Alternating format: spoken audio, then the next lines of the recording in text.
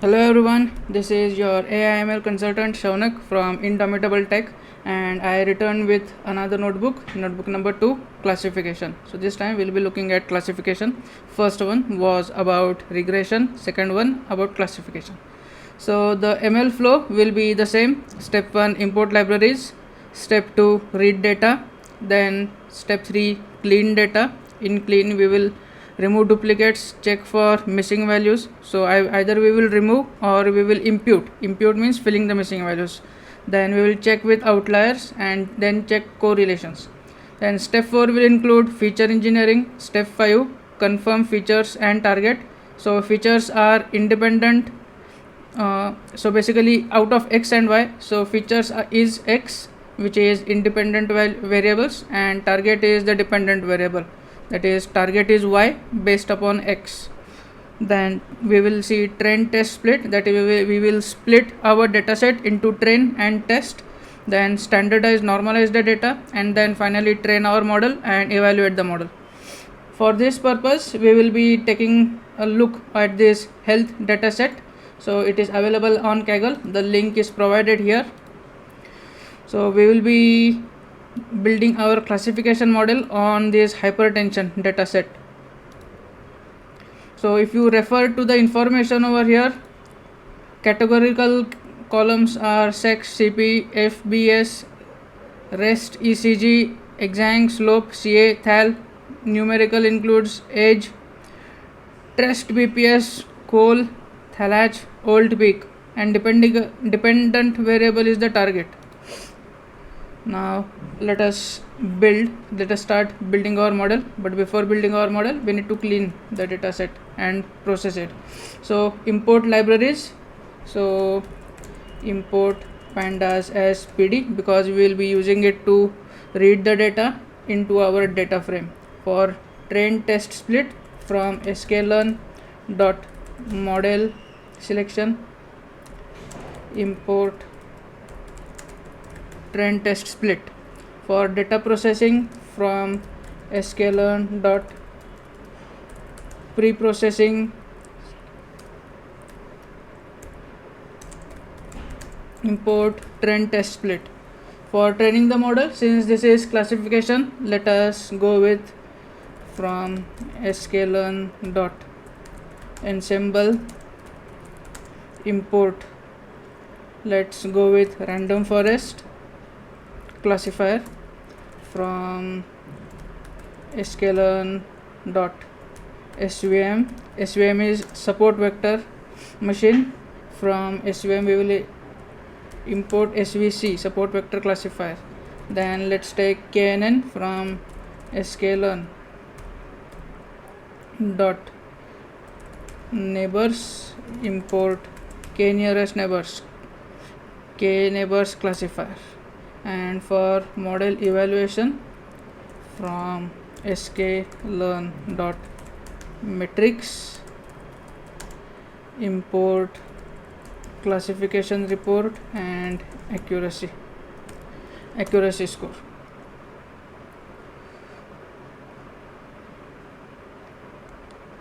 Alright, not trend, one error over here. From sklearn dot preprocessing, import standard scalar. Now let me read the data.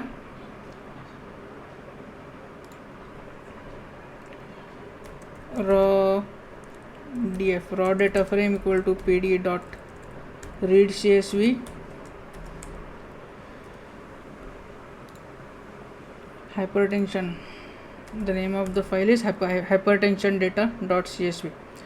Now let us check how this data appears. Raw underscore df dot head. Let us check the first 5 rows.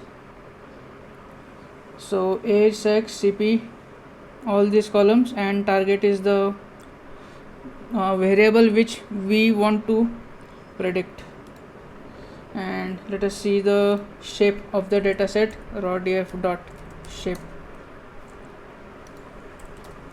So 26,083 rows and 14 columns, 13 independent and 1 dependent, which is the target one. So categorical column, so let me quickly make a list of the available columns. raw df dot columns, and out of these are the categorical. I'll just copy paste it, and these are the numerical.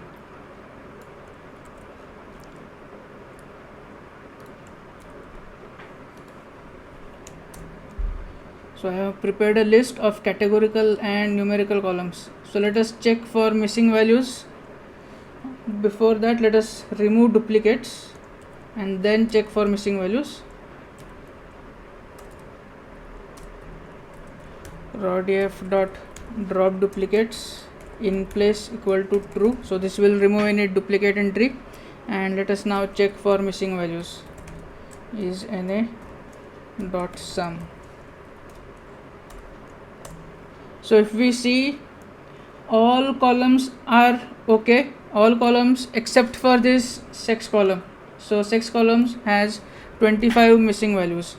Now should we drop the observations with missing values or impute the missing values? This is missing values. So let us take this decision. So 25 rows has missing values for this sex column. So let us see 25 divided by total number of observations is 26,083. So let us see how much is 25 out of 26,083. So this comes to around 0.9%, so which is even less than 1%. So we can drop these missing values. So let us drop it. So raw df dot drop na. So drop na, it will drop these missing values in place equal to true. And now if we redo this, raw df dot is na dot sum, now it will show all as 0 because we dropped those 25 missing values. Now let us check for outliers. Numerical columns dot plot kind equal to box and fixed size equal to 10 and 4. Let us plot and see. So out of these 5 numerical columns, 1 2 3 4 have outliers. We see that outliers are present in columns trust, bps, coal, thalach, old pick. Now form list of the columns where we see outliers. So I'll copy this. These are the names of the columns which have outliers,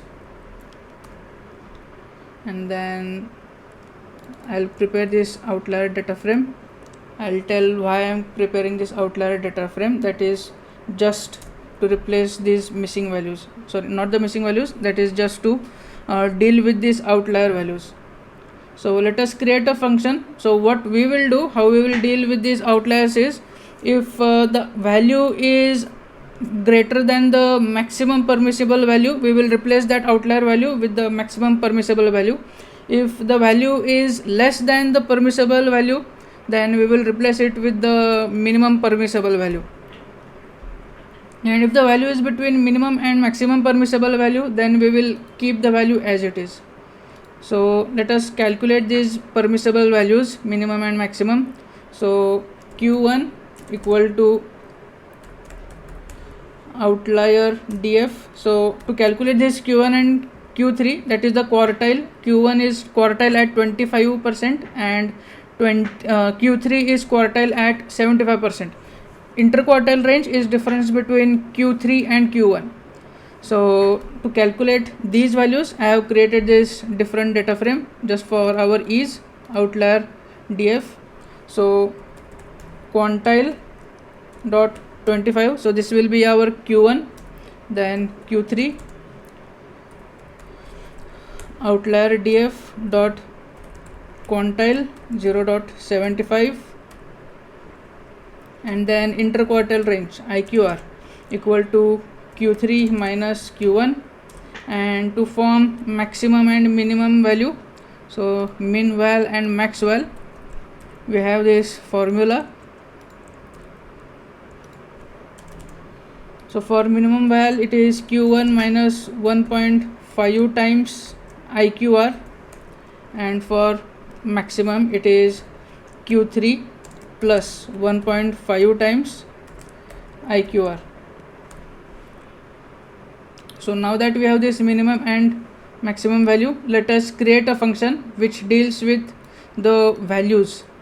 So if the value is greater than maximum value, it will replace that value with this maximum value. If the value is less than minimum value, it will replace that value with this minimum value. If the value lies between minimum and maximum, then it will do nothing, it will just return the value. So let us quickly write this function.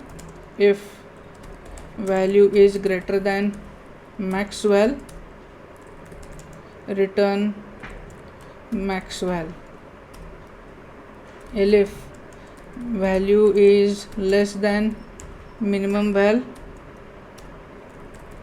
return minimum val, else return value. So we will make use of this function. So let us loop over the columns to process their outliers. So our main data frame was this raw df for columns in outlier. Where did that go? Outlier calls. For columns in outlier calls, raw df column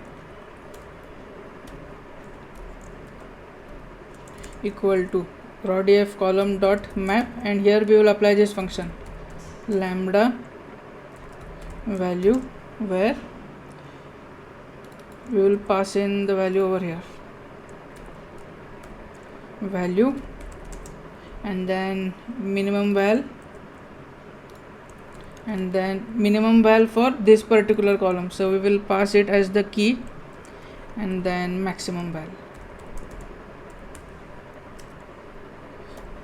for this column. Now let us iterate. So let us loop over this outlier calls. It is done, and now let us again check for outliers.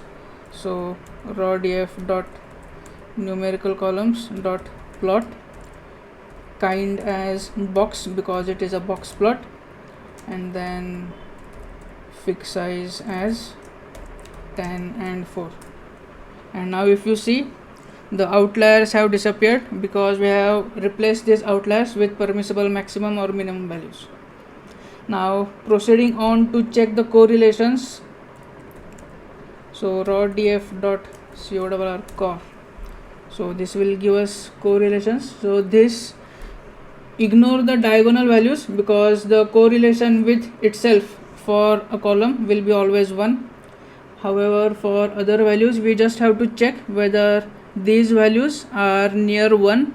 So we have to ignore, instead of taking all those columns, we can only take one of those columns, because we do not want dependent columns in our data set when we are building a model. We want independent columns.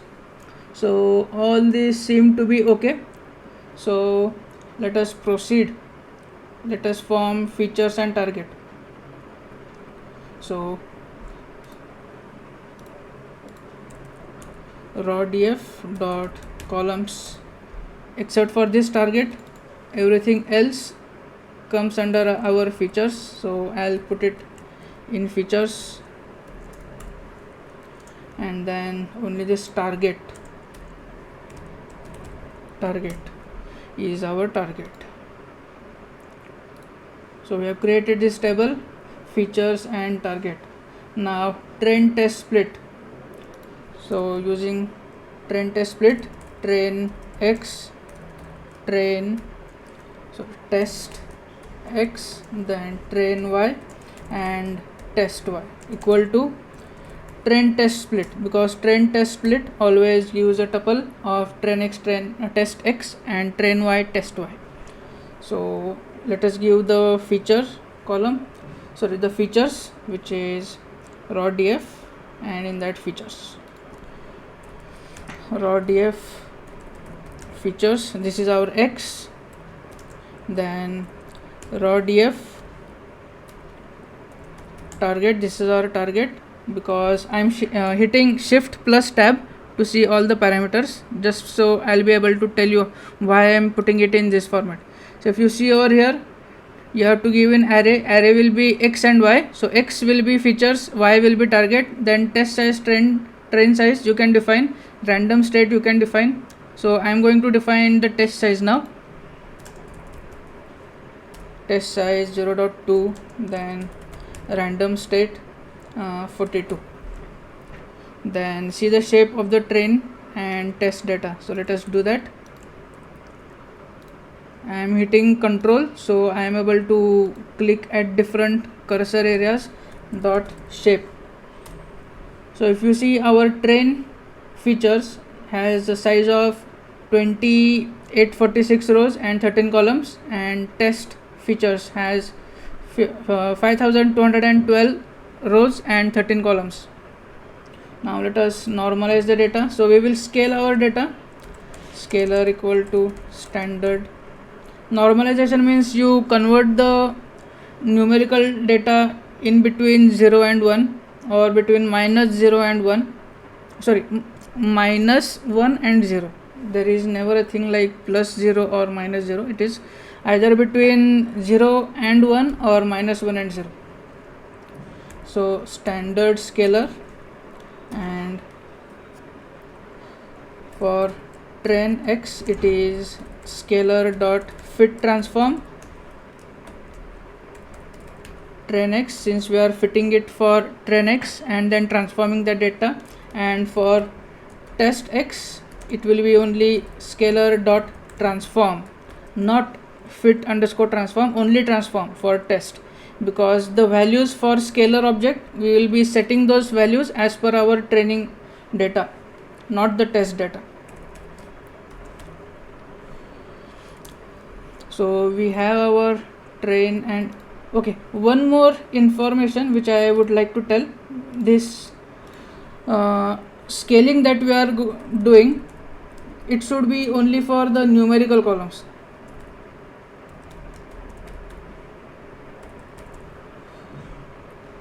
So where did that go? Numerical columns. It should not be for the entire data. So because it makes no sense to normalize and scale categorical data. Okay, so this is done, and let us check train X. Okay, so numerical columns have got normalized and scaled, and this should be ideally scaling the data, not normalizing, scaling the data. And numerical columns have been scaled and categorical columns are as it is. Now let us go for training our model. Okay, for demo purpose I have kept logistic regression, random forest and support vector. So let me quickly add logistic regression over here. Let us import this logistic regression. Logistic regression, and knearestneighbors classifier is not mentioned over here, but I'll tell how to use knearestneighbors. For knearestneighbors classification, you also need to tell the proper number of neighbors. So let us, once we are done with this notebook, I'll tell you how to implement knearestneighbors. So LR model is logistic regression for random forest classifiers and number of estimators. Let us keep it as 200. By default it is 100. And SVC, support vector classifier. So let me initiate the models and let me now fit the models. The way I have selected different lines is using the control button and then home and then selected all, just in case you are curious how I did that. And after the models have been initiated, then after the models have been instantiated, then I will fit to these models. So train X and train Y, and this will fit and train the model.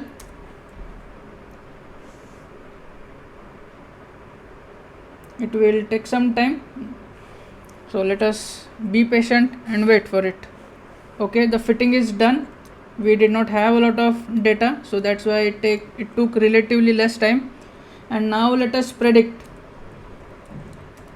Model name, then predict, and here we will pass in test underscore X, and we will save the value for linear model in y underscore pred underscore lr for logistic regression, y underscore pred underscore rf for random forest, and y underscore pred underscore sv for support vector. So let us get the predictions. Now let us check for logistic regression, random forest, and support vector. So let us apply our matrix print. Since it is going to be the same for all three, let me write it together after selecting three different lines. So print classification report, and here I will write y underscore pred underscore and then comma, and then test underscore y. So here it will be lr, since our first prediction is for logistic regression, second will be for random forest, and third will be for support vector. So classification report of y pred lr test y, second will be y pred rf test y, then third will be y pred sv test y. So let us execute, and this is our outcome. So for logistic regression, the model which we have built gave us an accuracy of 0.86, so it is 86%. For random forest, the model we built gave us accuracy of exact 100%, which is 1. So usually this type of scenario doesn't usually happen when you are working with practical data sets. And then for support vector, accuracy is 0.97. So the best model for this particular data set was random forest. So this also tells us one more thing. So whenever you are working with a data set, you cannot tell right at the beginning that in machine learning this particular type of data set will so this particular algorithm will be the best suited for this particular data set. So you cannot always tell right before you predict the results. So whichever model gives the best accuracy or the best precision or best recall score, so you go with that particular model. And now this notebook is done, but let me just show you how we could have used k nearest neighbors.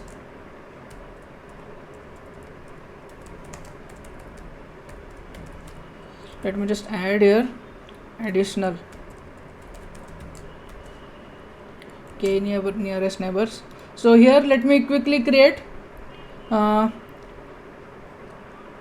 for neighbor in, let us iterate over range 4 to 10, and knn equal to k neighbors classifier, number of neighbors equal to neighbor. So we will be iterating over, let's say instead of 4, let us make it 3. So 3 and 10. So let us iterate k neighbors classifier, and so knn dot fit train x train y, and then knn pred equal to knn dot predict, and here we will pass in test x, and then we will say accuracy score. Let us check accuracy score. Here we will pass knn pred and test underscore y.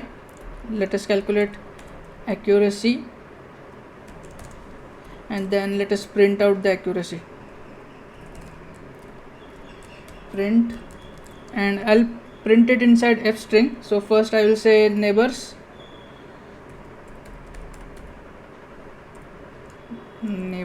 and then I will say,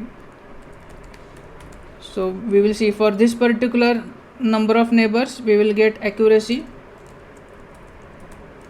as accuracy, and based upon this we will see which number of neighbors is the best. So let us execute. Okay, so it is appearing for all the neighbors the accuracy is 100%, so any neighbor will do. So that's how you can work with k nearest neighbors. So basically you keep on iterating over particular number of neighbors, and based upon that you will be able to find the accuracy. Whichever accuracy is the best, you go with that particular accuracy. So that's how you can use k nearest neighbors. So that's all for this particular notebook. This was the second notebook. 3 more notebooks will be in this playlist coming next. One will be anomaly detection, next will be clustering, and after that it will be market basket analysis, where we will be using a priori algorithm for building recommendation system. So that's all for this video. Thank you for your time. This was Shaunak signing off. Bye.